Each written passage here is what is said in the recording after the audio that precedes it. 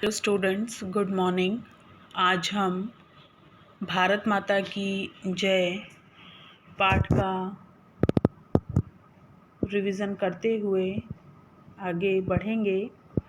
जैसा कि last lecture में हमने देखा था कि भारत माता की जय के लेखक पंडित जवाहरलाल नेहरू हैं।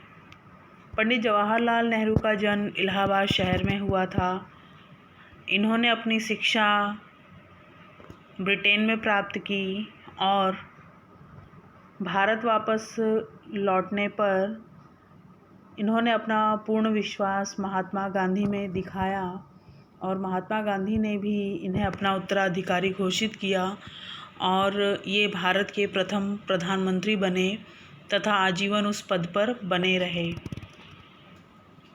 प्रस्तुत लेख में नेहरू जी ने अनपढ़ ग्रामीण लोग भारत माता की जय का नारा तो लगाते हैं किंतु भारत माता के सच्चे स्वरूप को नहीं पहचानते, उनकी वत्सलता से अनजान हैं।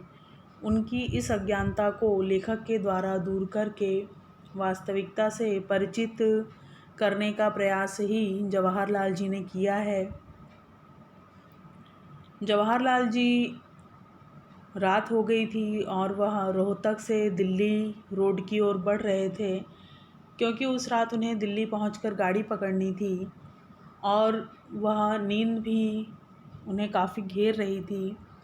तभी अचानक उन्होंने सड़क पर आदमी और औरतों की भीड़ देखी जो हाथों में मशालें लिए हुए थी। वे आगे बढ़कर उनके पास आए, तब उन्हें संतोष हुआ कि ये लोग कौन हैं और उन्होंने बताया कि दोपहर से वे वहाँ बैठे बैठे इंतज़ार कर रहे थे जवाहरलाल नेहरू का। वे सभी जाट थे और छोटे मोटे जमींदार थे।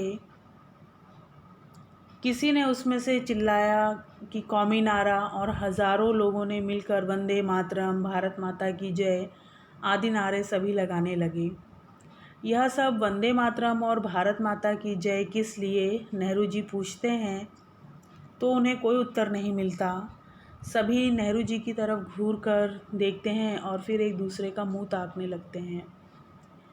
उनके सवाल करने से सभी परेशान हो उठते हैं और वह फिर से सवाल दोहराते हैं कि बोलिए, ये नारे लगाने से आपका क्या मतलब है। फिर भी कोई जवाब उन्हें नहीं मिलता। कांग्रेस के कुछ कार्यकर्ता जो वहाँ पर हैं वह खिन्न से हो रहे थे क्योंकि जो ग्रामीण लोग हैं उन्हें तो ये पता नहीं, उन्हें तो सिर्फ बुलवाया जा रहा था। जवाहरलाल कहते हैं, यह माता कौन है जिसको आपने प्रणाम किया है और जिसको जय के नारे लगाए हैं। फिर से वह अपने सवाल दोहराते हैं और फिर भी लोगों का वही अजीब सा रिएक्शन होता है। कोई उसे जवाब उस सवाल का नहीं दे पाता। सब जब उनसे नारे लगाने के लिए कहा जाता है तो वे नारे लगा देते हैं। उन सब बातों के समझने की उन्होंने कभी कोशिश नहीं की कि इन नारों का क्या मतलब है। कांग्रेसी कार्यकर्ता नारे लगाने के लिए कहते हैं तो वे उज्र कैसे कर सकते हैं, पूछ कैसे सकते हैं। वे तो पूरी जोश खरोश से उन नारों को लगाते हैं और चिल्लाते हैं। बस नारा अच्छा होना चाहिए और उन्हें खुशी होती है कि शायद इससे उनके प्रतिद्वंदियों को कुछ डर भी होता होगा।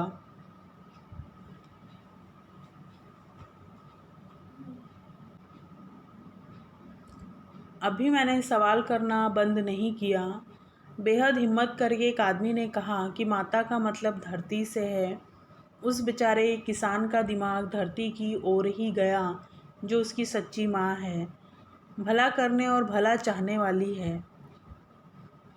अब वहाँ पे किसी आदमी ने बड़ी हिम्मत से बताया कि माता का मतलब धरती से होता है और उस किसान के दिमाग में धरती की ओर ही गया क्योंकि उसके लिए तो सच्ची माँ वही है जो भला करे और भला चाहे। तब जवाहरलाल पूछते हैं कि कौन सी धरती। मैंने फिर पूछा, क्या आपके गांव की धरती या पंजाब की या तमाम दुनिया की। इस पेचीदा सवाल से वे लोग और परेशान हुए। तब बहुत से लोगों ने चिल्लाकर कहा कि इस सब का मतलब आप ही समझाइए।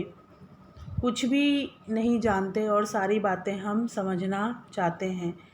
अब जब लेखक पूछते हैं कि कौन सी धरती के बारे में आप कह रहे हो, आपकी अपनी धरती या पंजाब की या ये पूरे विश्व की धरती, तब वे लोग और परेशान हुए और वे लोग चिल्लाते हैं कि इस सब का मतलब आप ही बताइए, हमें तो कुछ भी पता नहीं, हम सब बातों को समझना चाहते हैं। मैंने उन्हें बताया कि भारत क्या है, किस तरह वह उत्तर में कश्मीर और हिमालय से लेकर दक्षिण में लंका तक फैला हुआ है। उसमें पंजाब, बंगाल, बम्बई, मद्रास सब शामिल हैं। इस महाद्वीप में उनके जैसे करोड़ों किसान हैं जिनकी उनके जैसी ही समस्याएं हैं। उन्हीं की सी मुश्किलें और बोझ, वैसी ही कुचलने वाली गरीबी और आफतें।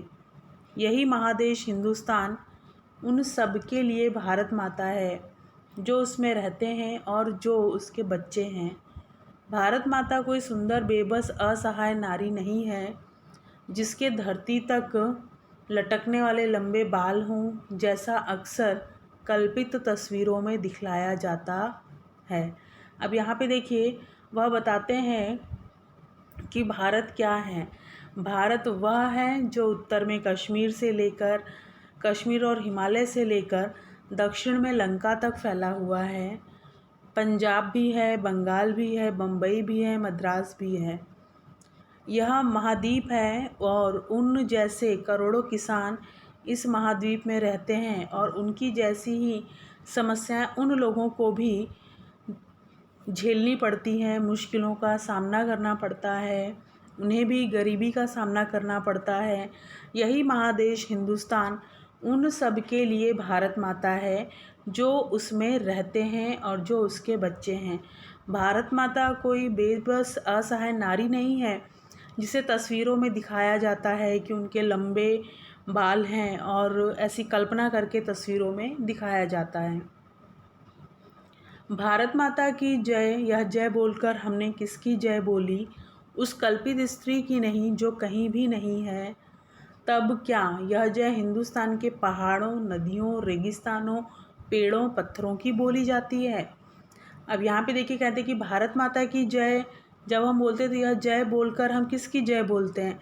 वो जो हमारी कल्पना में भारत माता नामक स्त्री है उसकी, या जो इस हिंदुस्तान के पहाड़, नदियाँ, रेगिस्तान, पेड़, पत्थर हैं उसकी बोली जाती है?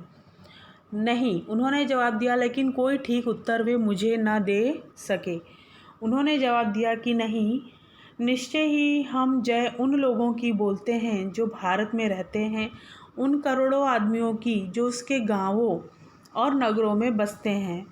अब यहाँ पे देखिए, नेहरू बोलते हैं कि निश्चय ही हम सभी लोग उन लोगों की जय बोलते हैं जो भारत में रहते हैं, उन करोड़ों आदमियों की जय बोलते हैं जो गांवों और नगरों में बसते हैं। लेखक उन्हें बताते हैं कि इस जवाब से उन्हें हार्दिक प्रसन्नता हुई और उन्होंने अनुभव किया कि जवाब भी उन्हें ठीक मिला। ये आदमी कौन है? निश्चय ही आप और आपके भाई। इसलिए जब आप भारत माता की जय बोलते हैं तो खुद अपनी और हिंदुस्तान भर के अपने भाई बहनों की जय बोलते हैं। याद रखिए, भारत माता आप ही हैं और यह आप अपनी ही जय बोलते हैं। अब यहाँ पे देखिए, ये आदमी कौन है? तो निश्चय ही यहाँ पे आप और आपके भाई के लिए भारत माता की जय बोली जाती है, जो खुद अपने और हिंदुस्तान भर के भाई बहनों की जय बोलते हैं। याद रखिए, भारत माता आप ही हैं और आप अपनी ही जय बोलते हैं। ध्यान से उन्होंने सुना। प्रकाश की उज्ज्वल रेखा उनके भोले भाले चेहरों तक उदित होती दिखाई दी। यह ज्ञान उनके लिए विचित्र था कि वह नारा जिसे वे इतने दिनों से लगा रहे हैं उन्हीं के लिए था। हाँ, रोहतक ज़िले के गांव के उन्हीं बेचारे जाट किसानों के लिए यह उन्हीं की जय थी। तब आइए एक बार फिर मिलकर पुकारें भारत माता की जय। अब जब इस प्रश्न का उत्तर उन्हें मिला तो उनके चेहरे पर एक प्रकाश की उज्ज्वल रेखा दिखाई दी, अर्थात वे प्रसन्न हुए कि जिस भारत माता की जय वे बोल रहे थे, असल में यह जय तो सिर्फ उनके लिए ही था। और वे सभी एक बार मिलकर फिर से भारत माता की जय का गुणगान करते हैं। हमने इस पाठ में देखा कि कई लोग ऐसे होते हैं जो भोले भाले लोगों को, भोले भाले किसानों को, जनता को, मज़दूरों को किसी भी प्रकार के नारेबाजी के लिए सहमत कर लेते हैं, अपने बात से उन्हें मना लेते हैं कि आपको ये करना है, और वे सभी मान भी जाते हैं। लेकिन ऐसा नहीं है। उन्हें उन नारों की, उन जो नारे लगाए जाते हैं उनके बारे में उन्हें पता चले, यह भी विशेष महत्वपूर्ण है। क्योंकि जिस प्रकार नेहरू जी ने उनके इस नारे को बहुत ही समझदारी पूर्वक उसका उदाहरण दिया और उसका अर्थ समझाया, जिसे वे लोग बहुत आसानी से समझ चुके कि जिस भारत माता की जय को वो बोलते हैं, वह भारत माता कोई नारी नहीं है, कोई स्त्री नहीं है जिसे कल्पना में दिखाया जाता है, बल्कि वह भारत माता तो इस देश के किसान, मज़दूर या इस देश में उत्तर, दक्षिण, पूरब, पश्चिम में रहने वाले वे सभी लोग हैं। तो उन सभी के लिए भारत माता की जय, या उन सभी के लिए जय जयकार होना चाहिए। इस बात को नेहरू जी ने बड़ी प्रसन्नता से और बहुत समझदारी पूर्वक उन्हें बताया। आइए शब्दार्थ और टिप्पणी देखते हैं। हुष्ट पुष्ट, तंदुरुस्त, प्रतिकार, प्रतिद्वंदी, विरोधी, पेचीदा, उलझा हुआ, कठिन, महाद्विभूखंड, बेबस, लाचार, उज्ज्वल, स्वच्छ, धवल, अजीब, समझ में आने वाला, विचित्र। विकल्प: लेखक को अचानक रुकना पड़ा क्योंकि सड़क पर आदमी और औरतों की भीड़ थी। जाट लोग पूरी ताकत से नारे लगाते थे क्योंकि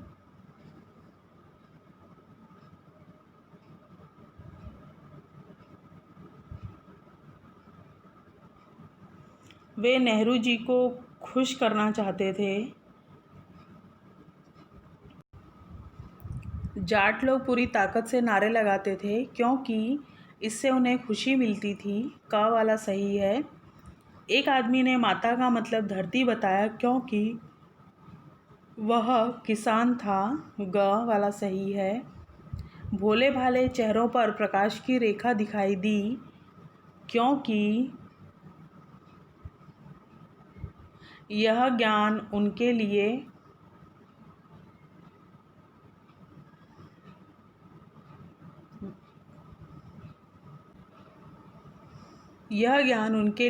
विचित्र था।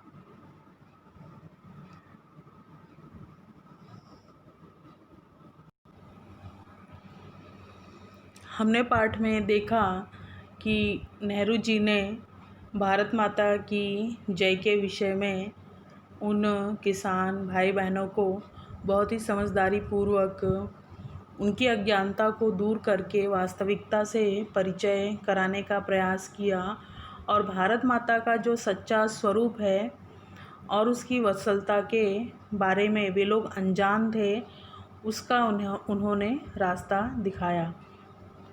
आइए थोड़ा सा हम नेहरू जी के विषय में चर्चा कर लेते हैं।